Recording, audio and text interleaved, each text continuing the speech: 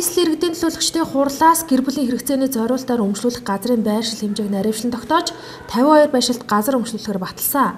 Эдгээр газруудыг хэсэгчилсэн ерөнхий төлөвлөгөөг боловсруулсны дараа өмчлөлийн ажлыг цахим хэлбэрээр зохион байгуулах юм байна. Харин дээрх байршлуудад газар өмчлөх иргэдийг цахимаар бүртгэж эхэлсэн гэх ташаа мэдээлэл олон нийт төгсөн учраас нийслэлийн өмчийн харилцааны газраас дараах мэдээллийг хийлээ.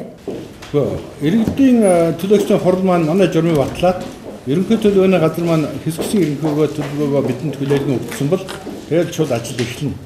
Хэсэгчсэн ерөнхий төлөвлөгөөнүүд бол манай ерөнхий төлөвлөгөөний газраас өгж байгаа мэдээлэл бол баг өрөм хийгдэж дуусж байгаа гэсэн.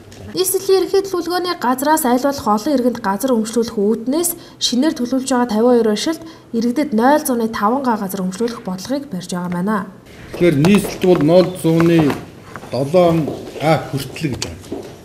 Тэгэхээр бид нэр 0.7 гэдэг нь 700 м2 газар л та.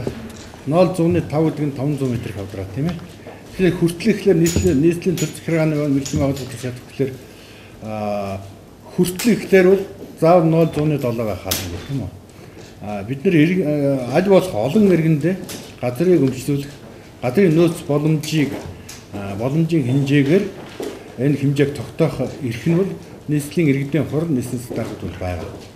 Тийм учраас 0.5 гэдэг нь манай ерөнхий төлөвлөгөөний газраас тухайн байршлууд дээр хийж өгсөн ерөнхий төлөвлөгөөн дээр хэдэн хэмжээтэй хийж өгч जैन те тэр хэмжээгээр л бид нар олгоно.